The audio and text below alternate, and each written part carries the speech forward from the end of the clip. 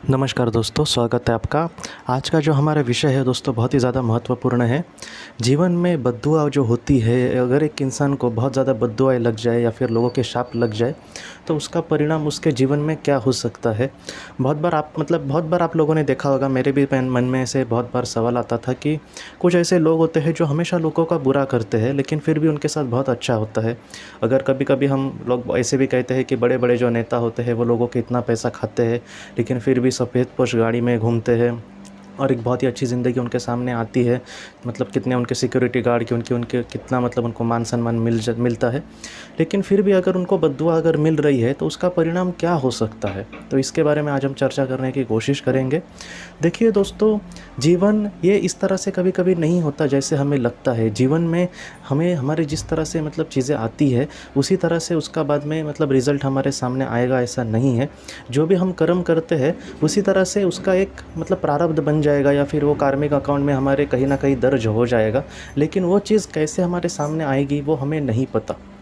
तो इसलिए ज़्यादातर ये देखा गया है कि समझो कोई एक इंसान है और उसने अपने जीवन में बहुत ही ज़्यादा कुछ बुरा किया है और लोगों की बहुत सारी उसको बद्दुआ लगी है, तो उसका उसी जीवन में कुछ बुरा होगा ऐसा नहीं है। हो सकता है कि उसका आगे कुछ बुरा हो। और बहुत बार ये होता है कि समझो वो मज़े में घूम रहा है या फिर वो बहुत ही अच्छे से अपनी ज़िंदगी जी रहा है, उसकी 10-10, 15-15 गाड़ियाँ हैं, लेकिन जब वो इस दुनिया से चला जाएगा तब वो अपने आप को बहुत ही निचले स्तर पर पाएगा। मैं आपको एक उदाहरण देता हूँ, जिमी की कहानी जो जीवात्मा जगत के नियम इस किताब में है। वो भी ऐसा ही इंसान था, बहुत उसको मान सम्मान था पूरे दुनिया मतलब उसके एरिया में। लेकिन उसके जाने के बाद कभी-कभी मतलब लोगों के उनके पुतले भी तैयार किए जाते हैं। लेकिन जब ऐसे लोग जो बुरे होते हैं दिल के, वो निचले स्तर पर ही जाएँगे और वो बहुत कभी-कभी निचले स्तर पर जाएँगे। अगर जिमी की बात करें तो आप सोचो, वो इतना उसको दुनिया में मतलब मान सम्मान था कि हम सोच भी नहीं सकते। उसने बहुत लोगों को लिए अपने आप हिसाब से भी कुछ किया करने की कोशिश की थी, लेकिन वो दूसरे लोक में था। तो आप सोचो, तकरीबन वो नरक के मतलब मध्य भाग में था, ऐसे हम कह सकते हैं। तो हम सोच सकते हैं कि कितने मतलब बुरा हो सकता है ऐसे लोगों के साथ। हाँ, दुनिया में हमें बहुत खुश दिखाई दे सकते हैं। बहुत लोग ये भी कहेंगे कि उसने कुछ अच्छा अगर लोगों का किया था तो वो निचले स्थान पर क्यों गया? तो उसका आंसर ये है कि उसके मन में कुछ ना कुछ स्वार्थ था। उसके मन में ये था कि उसने जीवन में जो भी बुरा किया था, कहीं न कहीं मैं जो अच्छा कर रहा हूँ, उससे जो बुरा उसने किया था वो बुरे कर्म नष्ट हो जाए और एक अच्छी ज़िंदगी, मतलब उसकी तो ज़िंदगी अच्छी ही थी, लेकिन उसकी आत्मा का भी सफ़र में मतलब उस पर कोई दोष ना लगाए। क्योंकि अगर किसी ने उस पर दोष लगाया तो ये 10 बार लोगों से कहना चाहेगा कि मैंने तो लोगों के लिए ये किया है, मैं किस बार नरक जाऊंगा। तो इस तरह से चीज़ें होती है। अब बात करते हैं कि अगर इस दुनिया में कोई इंसान बहुत ही ज़्यादा बुरा करता है, फिर भी उसके साथ अच्छा होता है या फिर एक अच्छी ज़िंदगी उसके सामने आती है। मैंने बहुत बार आपको उदाहरण दिया है इदी अमीन का, जो बहुत ही मतलब जिसने अपने मतलब देश के लोगों को बहुत ही ज़्यादा उन पर जुल्म किए थे और बहुत लोगों को, आज भी कहा जाता है कि उसने कितने लोगों को शायद मारा पता नहीं, लेकिन लाखों के ऊपर शायद वो आंकड़ा होगा। लेकिन फिर भी अगर इसके जीवन को देखा जाए तो आखिर में उसको अपने ही देश से वो भाग गया और दूसरे किसी देश में जाकर रहा और एक बहुत ही अच्छी ज़िंदगी उसने जी। लेकिन तभी मतलब हमें लग सकता है कि कितना मतलब एक बुरे इंसान को कि एक अच्छी ज़िंदगी भी मिली, लेकिन ऐसा नहीं है। एक तो वो जब आत्मलोक में जाएगा तब वो निचले स्थान पर जाएगा ही। ये मतलब ये पूरी तरह से डन है दोस्तों, इसमें कोई भी मतलब हस्तक्षेप नहीं कर सकता। जिस तरह से हमारे कर्म होंगे वैसा ही हमारा बाद में रिज़ल्ट आएगा।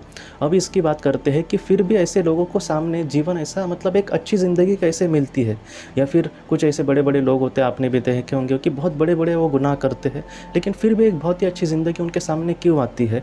बड़े लोगों का छोड़ो, रोज़ के हमारे जीवन में भी कुछ ऐसे लोग होते हैं कि जो सब कुछ मतलब उनके पास होता है, लेकिन फिर भी रोते रहेंगे, फिर भी दूसरे को भला बुरा कहेंगे। उनके घर में अगर कोई काम करने वाले मेड वगैरह हो तो 500 रुपये देकर महीना, फिर भी वो ऐसा रौब जमाएँगे जैसे कि कुछ 10-15 हज़ार ही दे रहे। मतलब क्या कि उनको कदर नहीं है किसी के काम की, बस उनको अपना पैसा ही कुछ बड़ा लग रहा है। तो ये ऐसा क्यों होता है?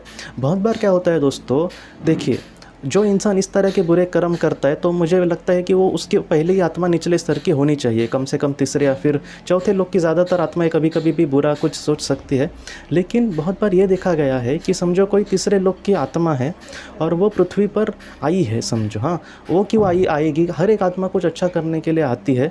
तब बहुत बार वो क्या करती है, क्योंकि ऐसे देखे हैं केसेस, इसलिए इस बात को थोड़ा सा गंभीरता से हमें लेना होगा। वो क्या करती है कभी-कभी कि ईश्वर को या फिर अपने मार्गदर्शक को ये कहती है कि मैं कुछ बुरा मतलब अपने जीवन में सहना की कोशिश करूँगा या फिर करूँगी, और ऐसे वक्त में अगर अभी समझो किसी इंसान के सामने बहुत ही ज़्यादा बुरे हालात आने हैं, तो ज़्यादा से ज़्यादा ये गुंजाइश होती है कि बहुत ही बुरे परिवार में ही किसी गरीब या फिर ऐसे परिवार में जहाँ पर मतलब बहुत ही ज़्यादा दुख होगा, ऐसे ही परिवार में उसका बहुत बार जीवन होता है, मतलब उसकी ज़िंदगी वहाँ से शुरू हो सकती है। तो ऐसी जो आत्माएँ होती है वो ऐसे जीवन से कभी कभी घबरा जाती है। उसको ये लगता है कि ऐसे बुरे हालत में मैं किस तरह से सर्वाइव कर पाऊँगा वगैरह। तो इस वजह से ऐसे वक्त में वो ये चाहती है कि एक अच्छे परिवार में उसका जन्म हो, भले उसके सामने बड़े बड़े प्रॉब्लम्स आए, लेकिन वो बहुत ही अच्छे से ऐसे वक्त में कुछ अच्छा उसका सामना करने की कोशिश करेगी, ऐसा उसको उस वक्त लगता है।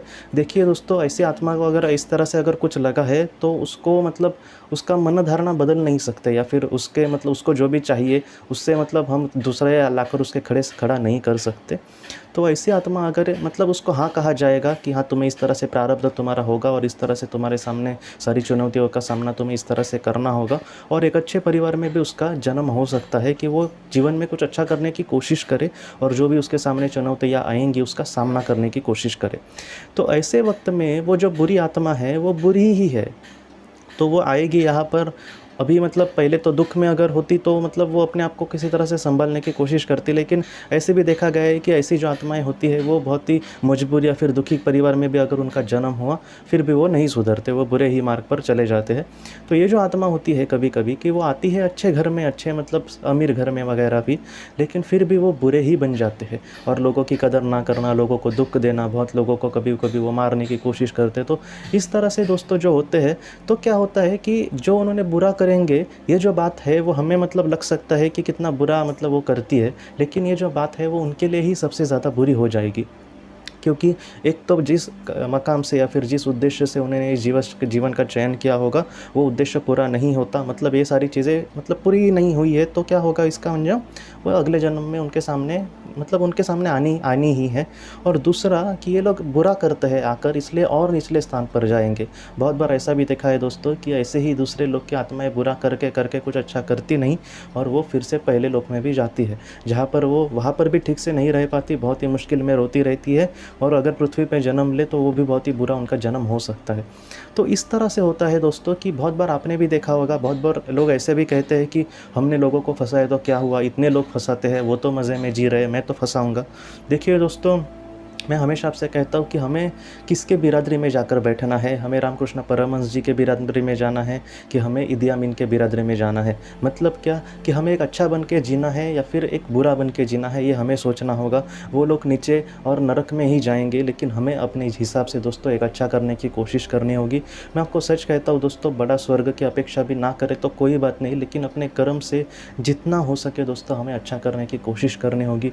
इसलिए किसी की बद्दुआ खाना या फिर बहुत बार मतलब ये बद्दुआ जो होती है वो छोटी छोटी भी होती है कि हम किसी को झूठ बोलते हैं कि कल मैं तुम्हें कुछ काम करूँगा आपका, और वो नहीं करते। कभी कभी कुछ लोग झूठे झांसे देते हैं, कभी कभी कुछ लोग कुछ बड़े बड़े मतलब शब्द यूज़ करेंगे कि मैं आपके लिए ये करूँगा वो करूँगा, लेकिन वो नहीं यूज़ करते।